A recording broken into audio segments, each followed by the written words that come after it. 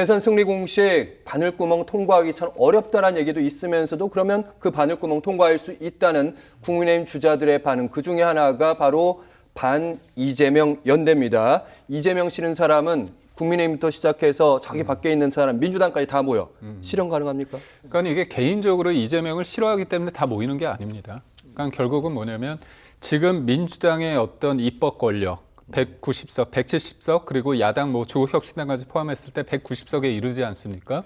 이런 분들이 과연 윤석열 정부, 윤석열 전 대통령은 탄핵이 돼서 정치적 책임을 받았는데 그런 일련의 상황 속에서 과연 민주당 너희는 잘했느냐에 대해서 국민들이 그렇지 않다는 사람들이 제법 있는 겁니다. 그래서 이 행정부의 권한까지 권력까지 쥐어졌을 때 과연 이거 너무 일방적으로 쏠리는 거 아니냐 그런 어떤 두려움이 있고 그런 사람들의 장이 후보가 누구냐 이재명인데 이재명 전 대표에 대한 어떤 두려움이 있는 거죠.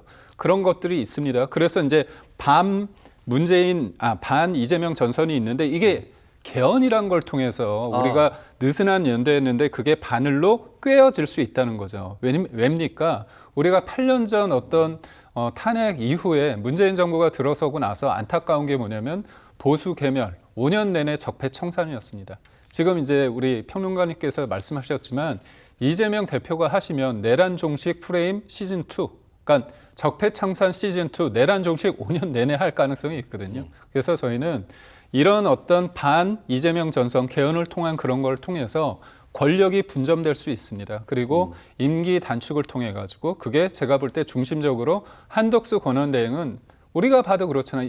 이분이 3년 내에 개헌한다고 했을 때 믿을 것 같아요. 이분이 5년까지 하겠습니까? 다른 사람이 아니라도. 그렇기 때문에 저는 여러모로 봤을 때 지금의 상황에 대해서 지금은 과도기적으로 개헌을 위해서 뭔가 한덕수 권한대행이 리더십을 발휘하고 그 안에서 느슨한 연대, 개헌 연대를 통해서 2등 주자는 총리도 할 수 있고요. 3등 주자는 뭐 장관을 하면서 여러 가지 할 수 있다는 거죠. 그게 자연스러운 개헌의 형태가 될 수 있다. 제가 바늘구멍이라고 말씀드렸는데 실로 통과할 수 있고 바늘과 함께 그게 바로 개헌이다 이런 말씀 최희원 평론가님. 뭐 개헌까지 이야기할 거면 굉장히 많은데 일단 방금 말씀하셨던 거 반 이재명 빅텐트 관련된 말씀드리자면 이 반 이재명에 반 김대중을 넣어도 되고요. 반 노무현을 넣어도 되고 반 문재인을 넣어도 됩니다. 이 말씀은 무슨 이야기냐면은 예전에 그랬죠.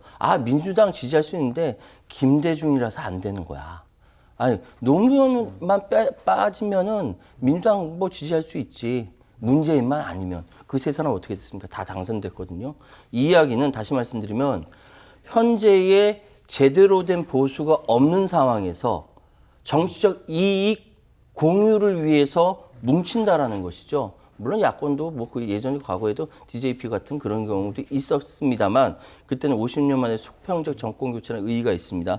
그런데 비명계 인사들까지 다 포함해서 이낙연을 중심으로 한 다 포함해서 반 이재명 빅텐트가 이야기 나오는 것은 예전에 김대중만 아니면 노무현만 아니면 문재인만 아니면 이라고 이야기했던 과거 연사들이 그대로 드러나는 것이다. 별로 의미 없다라고 말씀드리겠습니다. 네, 그렇습니다. 최근에 나오고 있는 얘기 중에 하나가 결국 이재명이냐 아니냐, 이재명이 아니냐 이 싸움으로 가게 되면 결국 국민의 시선 코끼리는 생각하지 마 하면서 결국 이재명으로 몰릴 수도 있다. 그렇기 때문에 현실적으로 이런 이재명 포비아, 이재명 절대 안 된다는 그런 정서가 있는 건 맞고요. 이 토대 안에서 그냥 저희가 머무르는 건 아닙니다. 대한민국의 어떤 미래를 위해서 정책적으로 내세울 게 있는 거죠. 저는 근데 이재명 대표가 굉장히 실기하고 어떻게 보면 1월, 2월 대통령이 직무정지된 상태에서 여러 가지 중도 보수를 참칭하신 여러 가지 행보를 보였습니다. 근데 이른바 이제 반도체 특별법 52시간제 얘기를 하고 또 하나는 25만 원 민생회복지원금 관련해서 안 한다 얘기를 하셨는데 결국 다 모두 도루묵이 됐습니다. 민주노총이 원하고 그러다 보니까 그러니까 결국은 우클릭 좌클릭 중도 보수 그런 게 아니라 결국은 말을 뱉어놓고 그거에 대해서 책임지지 못하는 신뢰 리스크가 있는 거죠. 그래서 무엇보다도 우리가 대선이라는 건 미래를 위해서 논하는데 그 말을 하는 주체가 과연 믿을 만한 사람인가에 대한 어떤 본질적인 질문을 가질 수밖에 없고요.